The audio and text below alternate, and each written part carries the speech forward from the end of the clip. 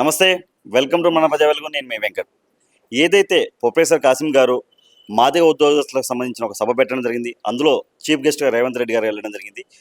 ఏదైతే అమరవీరుల కుటుంబాల గురించి కాసిం గారు మాట్లాడడం జరిగింది, అదే దాన్ని ముందు పెట్టుకొని ఈరోజు మందకృష్ణ మాదిగ గారు అమరవీరుల కుటుంబాలని కలవడం జరిగింది. దీని వెనక అంతరార్థం ఏంటనేది ఎంఆర్పిఎస్ తెలంగాణ రాష్ట్ర అధ్యక్షులు వంగబెల్లి సీనన్న మనతో పాటు ఉన్నారు. మాట్లాడే ప్రయత్నం చేద్దాం. అన్న నమస్తే. ఏదైతే ఇప్పుడు మందకృష్ణ మాదిగ గారు అమరవీరుల కుటుంబాలను కలవడం జరిగింది, ఏంది అసలు దీని వెనక అంతరార్థం? అసలు ముందుగాల మందకృష్ణ మాదిగ అమరుల గురించి మాట్లాడే హక్కు లేదు, నైతిక విలువలు లేకుండా వాళ్ళ దగ్గర పోయింది అనేది ఈ సందర్భంగా గుర్తు చేస్తున్నాను. ఎందుకంటే అమరులు చనిపోయి ఎన్ని రోజులైంది? 17 సంవత్సరాలు అయింది. ఇప్పటి వరకు అమరుల దగ్గరికి మందకృష్ణ మాదిగ గారు వెళ్ళలే. నిన్న సాయంత్రం అమరుల కుటుంబాల దగ్గరికి వెళ్ళండి, పరామర్శించడం జరిగింది. అమరుల మీద ప్రేమ ఉంటే 17 ఏళ్ళ ఉద్యమంలో వాళ్ళు చనిపోయి 17 సంవత్సరాలు చనిపోయి 17 సంవత్సరాలు అవుతున్నా ఎందుకు వాళ్ళ కుటుంబాల దగ్గరికి వెళ్ళలే? మొన్న ప్రొఫెసర్ కాసిం గారు ఆర్తానాడు జరిగిన మాదిగ ఎంప్లాయీస్ ఫెడరేషన్ ఆధ్వర్యంలో జరిగిన సభలో మాదిగ అమరుల గురించి మాట్లాడిండు. కాబట్టి ఆ అమరులకు ఏడ ఉద్యోగం వస్తుందో, ఆ క్రెడిట్ ఏడ కాసిం గారికి దక్కుతుందో, అది నాకేడ దక్కకుతో, నేను ఏడైతే ఈ జాతి ఉద్యమంలో నేను భాగస్వామ్యాలు నేను చేసిన తప్పని భావించి ఇలా ఆయనే అమరులంగా కలిసిండని మేము భావిస్తున్నాం. ఎందుకంటే కాసిం గారు మాట్లాడగానే ఎందుకు పోయిండు? ఈ 17 సంవత్సరాలు ఎందుకు గుర్తు రాలేదు? అంటే ఆయన దారి ఏదో ఉద్యోగం వస్తుంది, రేపు వాళ్ళ ఇంటికి ఒక ఇల్లు వస్తుందనో, లేకపోతే వాళ్ళకు స్థితిగతులపై కొంచెం ఏమైనా మార్పు వస్తుందో, ప్రభుత్వ దృష్టికి తీసుకెళ్తాడేమో అనే అభద్రత భావంతో మందకృష్ణ మాదిగ కలిసిండు. అంటే ఈ జాతిలో నేను ఎక్కిపోతున్నానేమో, ఈ అమరుల విషయంలో నేను తప్పు చేసిన అనే భావన ఆయన కలిగింది కాబట్టే అమరులను కలిసిండు అనేది మేము భావిస్తున్నాం. ఇప్పుడు ఏదైతే మొన్న మందకృష్ణ గారు ఏదైతే మాదిగలకు ఒక రాజ్యసభ సీట్ కూడా ఇవ్వలేదని చెప్పి మాట్లాడుతూ, రేవంత్ రెడ్డి గారి ప్రభుత్వంలో మాదిగలకు ఎక్కువ అన్యాయం జరుగుతుంది, కేసీఆర్ బెస్ట్ అని చెప్పి మాట్లాడారు. దీని ఎలా మేము దీన్ని సాధిస్తున్నాం. కాంగ్రెస్ ప్రభుత్వం వచ్చినాక ఖచ్చితంగా మాదిగలకు అన్యాయం జరుగుతుంది. అది రాజ్యసభ సీట్లదే కావచ్చు, అంతకుముందు ఎంపీ ఎన్నికలే కావచ్చు, ఇప్పుడు ఎస్సీ కార్పొరేషన్లో ఇప్పటి వరకు 10 లక్షలు ఇస్తా అని చెప్పింది కామారెడ్డి డిక్లరేషన్లో. 10 మంది కూడా ఇవ్వలే. ఇప్పటికి 2 సంవత్సరాల 2 నెలలు 3 నెలలు అవుతున్నా ఇప్పటి వరకు ఎస్సీ కార్పొరేషన్లో ఎంత డబ్బు ఉందో చెప్పానండి, 1 రూపాయి కూడా లేదు. అది మా ప్రీతమాన్ని ఎందుకు అందులో ఉత్తానే కూర్చుంటున్నట్టు అలా పోయి ఆయన కూడా తెలుసు ఆ విషయం. మరి ఇప్పుడు ఆయన ఎవరైతే ప్రీతమన్న ఎస్సీ కార్పొరేషన్ చైర్మన్ కదా, మరి ఎందుకు మాట్లాడట్లేదు? చాలా సందర్భాల్లో మాట్లాడినాం. ఆయన ఈ సందర్భంలో నాకు ఈ పదవే వద్దు, అసలు నేను ఇది చేయను అనే ఫీలింగ్లో ఉండు. మాకు సందర్భంలో కలిసిన మిత్రుడు ద్వారా తెలిసింది, ఈ కార్పొరేషన్ నేను ఉండి ఒక్కరిని కూడా లేకపోతున్నా, అసలు ఇది ఉండేందుకు నాకు లేకుందని కూడా చాలా మంది దగ్గర మాట్లాడడం జరుగుతుంది ప్రీతమన్న. అది అందుకోసమని మేము ఖచ్చితంగా దీనిపై యుద్ధం చేయడానికి కూడా సిద్ధంగా ఉన్నాం. ఇంతకుముందు ఎస్సీ కార్పొరేషన్ వస్తే సబ్సిడీ ఇచ్చేది, సబ్సిడీ ఇప్పుడు అది కూడా క్యాన్సిల్ అయింది ఈ గవర్నమెంట్ వచ్చినాక. దళితుల విషయంలో, ముఖ్యంగా మాదిగల విషయంలో కూడా తీవ్రంగా అన్యాయం జరిగింది. కాబట్టి ఖచ్చితంగా మేము ప్రభుత్వంపై ప్రోగ్రాం చేసి ఉద్యమం ముందుకు తీసుకెళ్ళాలని సిద్ధంగా ఉన్నాం. ఇకపోతే ఇంతకుముందు కాసిం గారి మీద చాలా నిందలు, ఇట్లాంటి మందకృష్ణ గారిని మానుకోవాలని డిమాండ్ చేస్తున్నాం. ఇప్పుడు వ్యక్తిగతంగా ఎందుకు మాట్లాడాలి? నీకు దండోర ఉద్యోగం సంబంధం అంటే దండోర ఆయన లేకుండా కరపత్రం వచ్చిందా? 2004 నుంచి 14 వరకు కూడా ప్రతి మూమెంట్లో కాశీ మీద మొన్న వర్గీకరణ జరిగిందంటే ఆయన పాత్ర చాలా కీలకం ఉంది. ఎంప్లాయీస్ని టాగర్ ఆడిటోరియంలో పెట్టినది ఆయన పాత్ర లేదా? మొత్తం జిల్లాలు తిరగలేదా? కోఆర్డినేషన్ చేసి అరగోపాలు, ఏటర్ శ్రీనివాస్ వీళ్ళందరినీ కోఆర్డినేట్ చేసి ముందు తీసుకుపోయింది ఎవరు? కాశీం కాదా? ఆ విషయం మందకృష్ణ నాకు తెలియదా? కాదని మందకృష్ణ ఉద్యమంలో కాశీం లేడని చెప్పమానండి. ఫైరో చేశాడు. ఏడ ఫైరో చేసిన ఆయన ఏమన్నా ఆయనకు సబ్జెక్ట్ లేదా? చదువు రాదా ఆయనకేమన్నా? మీరు ఒకసారి ఆయనకు చదువు రాదేమో కనుక్కోండి. ఇప్పుడు ఫైరోలు చేశారంట. ఫైరోలు ఎవరు చేశారు? కాసిం గారు చేశారా, మందకృష్ణ మాదిగ గారు చేశారు? మందకృష్ణ చేస్తాడు. కాశీంకి ఏం బాధ ఫైరోలు చేసుకోనికి? ఆయనకు సబ్జెక్ట్ లేదా? ఆయన బిడ్డ సీట్ ఎట్లుందో చెప్పాను. ఎంబీబీఎస్ సీట్ వచ్చింది వాళ్ళ బిడ్డకు, ఎట్లా వచ్చిందో అది చెప్పాను. మందకృష్ణ వాళ్ళ కొడుకు విదేశాలకు ఎట్లా పోయింది చెప్పమన్నాడు. నువ్వు ఫైరోలు చేసుకుంటే వాళ్ళ మీద మాట్లాడితే నీ ఫైర్ అని చెప్పింది అది అందరు తెలిసిందే. ఆయన రెండోసారి వర్గీకరణ జరిగినాక ఫస్ట్ సీఎంను కలిసిండు, రెండోసారి కలిసిండు. రెండోసారి ఏం మాట్లాడిండు? మన జాతి గురించి మాట్లాడిండా? ఆయన సొంత విషయం మాట్లాడుకోలేదా? అవి కూడా త్వరలో అవి కాదని చెప్పండి. ఎవరి ద్వారా మాట్లాడి మేమే మరి పర్సనల్ మీటింగ్ కాకపోతే జాతి ఉద్యమం కోసమా? రెండోసారి నీకు రేవంత్ రెడ్డి షాలో కప్పి మొత్తం ఇట్లా వేసి నేను పిలిపించుకుని అప్పటి వరకు నాకు టైమే వేస్తలేదని ప్రెస్ మీట్ పెట్టాం కదా. ఆ 2 మీటింగ్ ఎందుకు జరిగింది?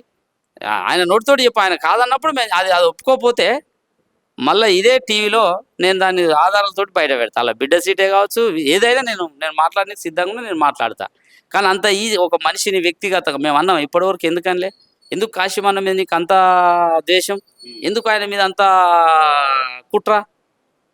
నీ కోసము నీకు పని చేసిండు, నీకు అన్ని తీర్ల నీకు అన్ని రకాలుగా నీకు సహాయపడితే ఇలా నువ్వు నువ్వు ఉద్యోగాన్ని వాడుకున్నావు, నువ్వు ఉద్యోగానికి వచ్చినావు, నీకు ఉద్యోగం ఎవరు ఇప్పించారు? మందకృష్ణ అని చెప్పమండి. వీళ్ళు అందరూ మాట్లాడుతారు కాదు, ఆయన చెప్పలేడు, చెప్పబోడు కూడా. ఇలా అందరితోటి మాట్లాడించడం తప్పు. ఉద్యోగస్తులతోటి, వాళ్ళతోటి, వీళ్ళతోటి. ఎందుకు నీకు అంత భయం? నీకు ఆ మీటింగ్ మీద నీకు ఇష్టం లేదు. ఇది ఏమని చెప్పాలన్నా, ఇప్పుడు ఎంతమంది అయినా ఈ ప్రజాస్వామ్యంలో, రాజ్యాంగంలో స్వేచ్ఛ ఉంది, ఎవరైనా మీటింగ్ పెట్టుకోవచ్చు. ఆయన ఒక మీటింగ్ పెట్టుకుండు, నీకు వచ్చిన నొప్పి ఏంది? ఆయన ఒక మీటింగ్ పెట్టుకుండు, నీకు ఇష్టం లేదు. కాశీం పెట్టే మీటింగ్కు మాదిగ ఫెడరేషన్ ఏదైతే మాదిగ ఎంప్లాయీస్ నుంచి పెడుతుర్రో ఆ మీటింగ్ మాకు సంబంధం లేదని ప్రకటించుకుంటే అయిపోయా. ఓపెన్ ఒకటి చెప్పండి, మందకృష్ణ మాదిగ గారికి ఏరే ఒక మాదిగ సంబంధించిన బిడ్డ ఎదిగితే ఇష్టం ఉండదు, తొక్కేస్తారని చెప్పి అన్నారు మీరు. ఎందుకంటే ఎక్కువ కృష్ణతో పాటు ఉన్నారు గతంలో. ఓపెన్ చెప్పండి, నిజంగా ఒక మనిషి ఎదగడం అతనికి ఇష్టం ఉండదా? ఇష్టం ఉండదు, 100%. ఇష్టం ఉన్నోడైతే మందకృష్ణ మాదిగ తర్వాత ఆ ఉద్యమంలో ఇంకో పేరు గల వ్యక్తిని చూపేమనండి. ఒక్క పేరు చెప్పండి. ఇప్పుడు దేవాన్ని ఉన్నాడు, చనిపోయిండు పాపం. ఆయనే నీకు ఒక తండ్రి లెక్క పనిచేసిండు. నువ్వు హైదరాబాద్కి వచ్చినప్పుడు ఆ సదాలక్ష్మి అమ్మ ఇంటి తర్వాత ఆయననే, నాకు తెలిసిన కాడికి అక్కడనే ఉన్నావు. నేను ఉద్యమంలో రాకముందుకి ఆయన ఇంట్లోనే ఉన్నావు. నీ దగ్గరికి వస్తున్నప్పుడు కొన్ని సంవత్సరాలు నీ చిన్న చిన్న పిల్లలు పెద్దగా ఎవరు వాళ్ళ ఇంట్లోనే ఉన్నావు. ఆయన చనిపోతే రాలేదండి మందకృష్ణ మాదిగ. వచ్చిండా? ఒక పేరు, ఆయన తర్వాత ఒక పేరు చెప్పండి. ఆయనను అంటే సిద్ధాంతపరంగా ఎవరు వ్యతిరేకించినా, అంటే ఆయన సిద్ధాంతపరంగా ఎవరు వ్యతిరేకించినా వాళ్ళు బహిష్కరార్థే. ఒక పేరు చెప్పండి ఆయనది, ఒక్క పేరు. ఆయన తర్వాత ఒక సెకండ్ లీడర్ పోయిన ఉన్నాడు అని ఒక పేరు చెప్పండి ఈరోజు. అంటే పోస్టర్ మీద పోస్టర్ ఏడిచ్చిండు. ఆయన కుక్క పిల్ల చనిపోతే పోస్టర్లు వేయించినావు. ఆయన కుక్క పిల్ల చనిపోతే నువ్వు పోస్టర్లు వేయించినావు. సమాధి కాడ నేను ఒక టీవీలో, నిజం టీవీ చూస్తున్నా నేను, అదైతే రియల్ అనిపించింది. వంగి దండం పెట్టడం తప్పు కాదు, బాధపడడం కూడా తప్పు కాదు. కానీ మనుషులు చనిపోయినప్పుడు ఎందుకు వాళ్ళ మన శవాల దగ్గరికి రాలేదు? ఆ ఉద్యమాన్ని, దండోర ఉద్యమంలో చనిపోతప్పుడు కూడా సురేందర్ మాదిగ, దామోదర్ మాదిగ, మహేష్ మాదిగ చనిపోతుంటాడు వర్గీకరణ కావాలి. ఆ కుటుంబాలను ఎందుకు ఒక ఉద్యోగం ఇవ్వలేదని కొట్లాడలేదు? ఆ కుటుంబాల కోసం ఒక జాబ్ ఇవ్వాలని ఎందుకు కొట్లాడలేదు? ఆ ఒక ఇల్లు కట్టియాలి ప్రభుత్వ పరంగా ఎందుకు వాళ్ళ దగ్గరికి వెళ్ళలేదు? అట్లా నా కుటుంబాలను 17 ఏళ్ళ నుంచి ఎందుకు పోలే కుటుంబాల దగ్గరికి? అదే పొన్నాలే, అదే తండ్రి దుమ్మెత్తిపోసిండు మందకృష్ణ మాదిగ మీద. కాదని చెప్పాను, అందరూ తెలుసు దండోర ఉద్యమంలో. ఏనాడన్నా పోయినావా? ఇలా అమరుల గురించి ఎందుకంటే నువ్వు నీ కుక్క పిల్ల కలిపితే పోస్టర్లు వేయించినావు. ఆనాడు ఉద్యమ సమయంలో, దండోర ఉద్యమంలో ఉమ్మడిగా ఉన్నప్పుడు, ఉమ్మడి రాష్ట్రాలు ఉన్నప్పుడు పిల్లి మాణిక్యరావు అన్న ఆ రోజు అధికార ప్రతినిధి నుండి ఎంఎస్ఎఫ్ జాతీయ అధ్యక్షుడు చేసిండు. వాళ్ళ అమ్మ బాగలేపై హాస్పిటల్ ఉంటే కుక్కపిల్ల పోయిన ఆ డబ్బులు అడగని కన్నా, అమ్మ బాగాలేదు, ఆర్థికంగా ఇబ్బంది, నాకు దగ్గర 10 రూపాయలు లేవని నీ దగ్గరకు వస్తే నా కుక్క పిల్ల చనిపోయి నా బాధ నాది ఉంటే నీదింది అన్నాడు ఆయన. అది అందరూ తెలుసు. మాణిక్యరావు ఇప్పుడు ఇప్పుడు ఆంధ్రప్రదేశ్ రాష్ట్రంలో ఎస్సీ కార్పొరేషన్ చైర్మన్గా ఉన్నట్టుండు. ఆయన నెంబర్ ఇస్తే మీరు అడగండి, మీ టీవీ ద్వారా అడిగి ఆయన కలుపుకోండి. వాస్తవం కాదో చెప్తాడు. మరి ఏడ విలువిచ్చిండు? నువ్వు తెలంగాణ ఉద్యమం తల్లుల కడుపుకోత మహాసభ పెట్టినావు, నిజం కాదు మంచిదే. మరి దండోర ఉద్యమంలో చనిపోయిన వాళ్ళ గురించి ఎందుకు పెట్టలే? వాళ్ళ కుటుంబాల గురించి ఎందుకు పరామర్శించలే? మేము తెలంగాణ రాష్ట్రం ఏర్పడినాక ఆ ఉద్యమాన్ని గుర్తించి 14 మందికి చనిపోయిన కుటుంబాలకు ఆనాడు ప్రభుత్వం, కేసీఆర్ ముఖ్యమంత్రి ఉండే, రాజేందర్ అన్న, హరీష్ రావు, కేటీఆర్ వాళ్ళ సమక్షంలో మేము కొంచెం ఆర్థిక సాయం చేయించినాం ప్రభుత్వ పరంగా. ఈ ఉద్యమం, తెలంగాణ ఉద్యమం ఎంతైతే న్యాయమైందో దండోర ఉద్యమం అంతే న్యాయమైందని కాదని చెప్పవాలండి. మరి ఏడ మందకృష్ణ మాదిగకి ఎందుకు ఒక్క నాయకుని ఎదుగనీయడు? ఆయన ఒక్కదేనా ఉద్యమం? లక్షలాది మంది వచ్చిర్రు సభలకు. ఇది అందరు త్యాగ ఫలితం అని ఏ రోజన్నా చెప్పినావా? నేనే అంటున్నావు తప్ప, ఒక మనిషి లీడర్ కావాలంటే 10 మంది త్యాగాలు ఉంటాయి. నేను అసెంబ్లీ ఎక్కిన, అప్పటికి నాది పీజీ అయిపోయింది. నా మీద 40-50 కేసులు ఉన్నాయి. నా లెక్క మేరీ మాదిగా చాలామంది కేసులు ఉన్నాయి. చాలామంది ఎక్కిండ్రు దండోర ఉద్యమంలో. దేవన్న, కృపాకరు, కొమ్మూరు కనకరాజు, మన నాగారపు అంజన్న, పాలాడుగు శ్రీనివాసు, ఇట్లా చాలామంది ఉన్నారు. మేకల నరేందర్ అన్న, ఇట్లాంటి వాళ్ళు చాలామంది ఉన్నారు. మరి వాళ్ళ త్యాగాలను ఏ రోజన్నా గుర్తించిన వాళ్ళు? ఆ టీంలో అప్పుడున్న వాళ్ళు ఎవరని ఇప్పుడు నీ ఎమ్మటి ఉన్నారా? సతీష్, చాలామంది ఉన్న వాళ్ళు ఉన్నారా? ఎవరు లేరు. ఆనాడు ఒక్కనే అందరి త్యాగ ఫలితం తీసుకున్నావు. ఎవరిని కూడా దగ్గర రానేలేదు. వాస్తవం కాదా? త్యాగాలు చేయలేదా? నీ కోసం ఎంతమందిని కొట్టలే? వీళ్ళంతా ఎంతమంది మీద దాడి చేయలే? నీ కోసం ఎంతమందిని గొడవలు పెట్టుకుర్రు వీళ్ళు? వాళ్ళని ఏ రోజన్నా వాళ్ళ స్థితిగతులు అడిగినవా? వాళ్ళని ఏ రోజన్నా సమాచారం పరిచినవా?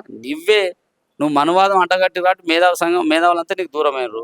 ఆ సభ ద్వారా నీకు వచ్చేది ఆయన మీద కాశీ మీద ఇంత త్యాగం చేసి అంతో ఇంత ఒక మాదిగ మేధావుల్లో ఆయన పేరుకు మాదిగ ఉన్న సబ్బండ కులాలకు ఒక అంబేద్కర్ వాదాన్ని అందరికీ ప్రజలకు అందిస్తే ఆయన మీద బురదల్లుడు ఎంతవరకు సమంజసం? ఇప్పుడు మందకృష్ణ గారు మీరు డైరెక్ట్గా చెప్తున్నారు, మందకృష్ణ గారు డైరెక్ట్గా బీజేపీ పార్టీకి సపోర్ట్ చేస్తున్నారని చెప్పి మీరు కొన్ని ఎలిగేషన్ చేస్తారు, వాస్తవమైన మరి? వాస్తవం అది. నేను అడిగేదన్న నువ్వు ఏం మైదా అన్నాడు, మొన్న బీజేపీ పార్టీకి ఓటేయమని చెప్పలే. నువ్వు బీజేపీ పార్టీకి మందకృష్ణ మాది ఎందుకు ఓటేయమని చెప్తాడు? నీ సొంత పార్టీని ఎందుకు నీ సొంత పార్టీ మహాజన సోషలిస్ట్ పార్టీ ఉంది కదా, ఆ పార్టీతో పొత్తు పెట్టుకున్నా నువ్వు మాట్లాడే ఒక సీట్ కోసం ఏదో అడిగినట్టు ఉండాలి. కానీ ఆ పార్టీ పార్టీ లేనప్పుడు ఎందుకు అడుగుతుండు ఎవరు? మందకృష్ణ బీజేపీ పార్టీలో జాయిన్ అవ్వాలి, మరి ఎందుకు అడుగుతుండు ఓటేయమని డైరెక్ట్? ఇలా కుమ్మక్క అదే కదా, కిషన్ రెడ్డి అన్న వీళ్ళిద్దరికి ఇంటర్నల్ సమస్య తోటి జాతిని మొత్తము మనువాదాన్ని రుద్దుదామనే ఉద్దేశంతో బీజేపీ పార్టీ ఓటేయమంటుండు. అసలు మనువాదము అంటేనే మాదిగవాదం దానికి వ్యతిరేకంగా పనిచేస్తుంది. మనువాదానికి వ్యతిరేకమే మాదిగవాదం. అట్లాంటి మాదిగవాదాన్ని తీసుకుపోయి మనువాదాన్ని కలపటంలో తీసుకుపోయి ముందుకెళ్తుండు. ఏమనంటే మాకు వర్గీకరణ అయింది, వర్గీకరణ చేసేందులో మోడీ కీలక పాత్ర వహించిండు అని అంటాడు. వర్గీకరణ దేశంలో మోడీ చేస్తే పార్లమెంట్లో బిల్లు ఎందుకు పెట్టలేదన్న? బిల్లు పెట్టాలి కదా. పార్లమెంట్లో బిల్లు ఎన్ని బిల్లులు పాస్ కాలే? నోట్ల రద్దు కావచ్చు, జమ్మూ కాశ్మీర్ సమస్య కావచ్చు, రామ మందిరం కావచ్చు, మొన్న సిడబ్ల్యూ మహిళా రిజర్వేషన్ కావచ్చు, ఇవన్నీ పార్లమెంట్లో చట్టం చేస్తారు కదా. మరి వర్గీకరణ కూడా ఎందుకు చట్టం చేయలే? మోడీ నీకు అంత దగ్గర కదా, మరి పార్లమెంట్లో చట్టం చేస్తే నిజంగా బీజేపీ చేసిందంటే చేసిందా? మరి అది చెప్పు. మరి ఇక్కడ అక్కడ ఏదైతే సుప్రీంకోర్టు తీర్పిస్తా, లేకపోతే సుప్రీంకోర్టు 3 చేతులు ఉంది అదనే చెప్పు. మరి ఒప్పుకో, అరే సుప్రీంకోర్టును మేమంతా ఒప్పించి మొత్తం మాట్లాడింది మేమే, అక్కడ జడ్జిమెంట్ అది తీర్పు ఇప్పించింది మేమే అని స్వయంగా మోడీ చెప్పమని, లేకపోతే మందకృష్ణ మాది చెప్పమని. అది ఇస్తే ఇక్కడ తెలంగాణలో ఇంప్లిమెంట్ జరిగింది. దానికి ఇంప్లిమెంట్ జరిగిన దానికి నీ కృతజ్ఞత కూడా చెప్పకపోతే ఎవడైతే అన్నం పెట్టినాను మనం సహకరించడానికి అన్నం పెట్టమని మనము మద్దతు తెలపడం, మన మద్దతు అంటే అన్ని కృతజ్ఞతలు చెప్పడం మన ధర్మం. అది కూడా చేయకపోతే నువ్వు చేసినావా? ఇప్పుడు మందకృష్ణ ఎవరిని ఎదగనీయడు, అతను వెనుకున్న వాళ్ళని చెప్పారు. మరి అయినా కానీ మరి ఇప్పుడు అతను వెనక ఎందుకు ఒక పిలిపిస్తే లక్షలాది మంది ఎందుకు వస్తున్నారు? మరి ఏడొచ్చారో చూడన్న.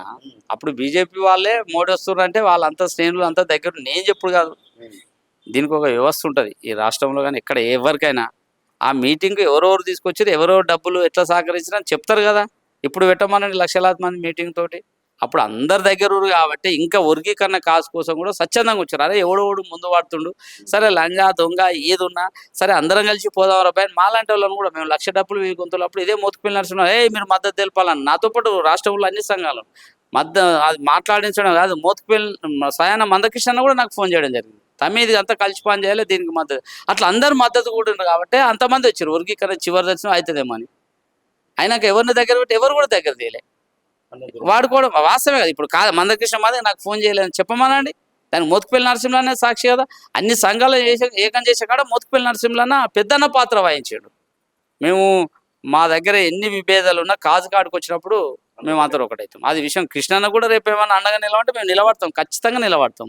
100% ఆయన నచ్చితే కూడా ఇంకా ఎవరైనా వ్యతిరేకం మాట్లాడుతూ మేము మాట్లాడతాం.